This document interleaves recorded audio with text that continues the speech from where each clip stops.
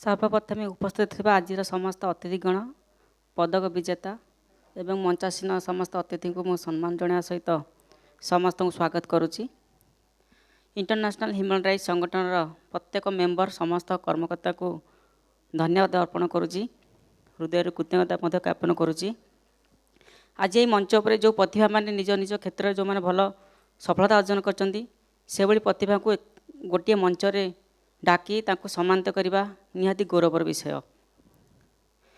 यही भली व्यक्तित्व को मु हृदय स्वागत करुच्ची, कारण सफलता पाइबा एत सहज नुहे, कारण गोटे सफलता पाइबा भारी कष्ट। हुए तो मंच पर आम 5 मिनिट 10 मिनिट ठिया होती, फूल तोड़ा नियंती, गामछाटे पकाती, गोटे ट्रफी नहीं पलांती, कि से ट्रफीटे पाइबा आमको वर्ष वर्ष मास मास आमको परिश्रम करने पड़ी था। कारण क्रीड़ा क्षेत्र में मुझे अनेक कष्ट करी, कारण ये जो सफलता मुझे बर्तमान पाई निमित्तक मात्र नुहे, ता पछरे अनेक संघर्ष रही, कष्ट रही, अक्लांत परिश्रम रही। छुआ बेले जो खेल को मन बा इच्छा शक्ति आरंभ कली से अनेक बाधा विघ्न मो जीवन में आसी। दौड़ापी पादरे जोता नाला, खायापी दिने खाद्य भी नाला, कई क्रीड़ा शिक्षक भी नाला मत क्रीड़ा शिखापी, कि आखपाखे कौन खेल पड़िया भी नाला, किंतु निजर इच्छा शक्ति द्वारा अक्लांत परिश्रम द्वारा मु खाली पादरे दौड़ी दौड़ी आज विश्व विजय नहीं पारी।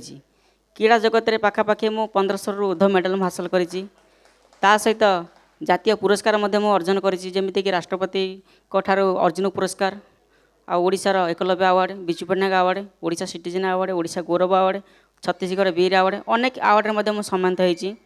ता सहित भारतर दौड़ राणीर मान्यता मु टाइटल हासिल करी, जेहेतु प्रथम पीटी उषा मैडम जो रेकर्ड थिला 11.35 ताको मु 2016 ब्रेक करी, आ 2016 निज रेकर्ड को मु 10 थर ब्रेक करी।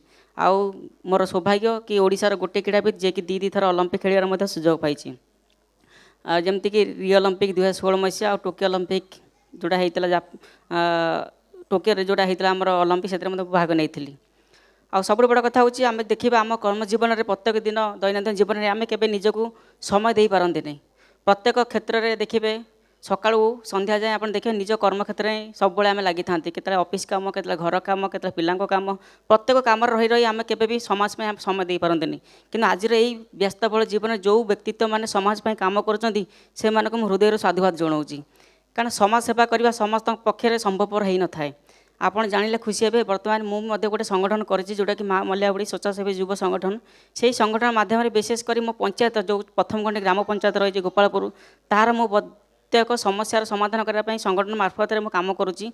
रास्ताघाट परिष्कार करने, वृक्षरोपण करने, रक्तदान शिविर आरंभ करने, लोकंर अनेक समस्या रही समाधान करने, यही क्षेत्र में मो संगठन काम करुच्ची। से भली इंटरनेशनल ह्यूमन राइट्स संगठन से भली प्रत्येक मनुष्यर किसी ना किसी अधिकार थाए, आ से अधिकार पाइबा विभिन्न प्रकार समस्या सामना करा पड़े।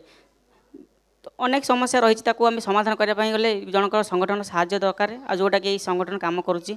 निश्चित भाव में आशा रखी आज जो युवपीढ़ी मैंने अच्छा निजपाई काम करने सहित समाज में काम करूँ, कारण समाज सुस्थ रहा आम सुस्थ रहा, समाज परिष्कार रहा आम सफल होगा। बहुत बहुत धन्यवाद। निश्चित भाव आशा रखी आग को यही हृदय काम करेंगे। धन्यवाद।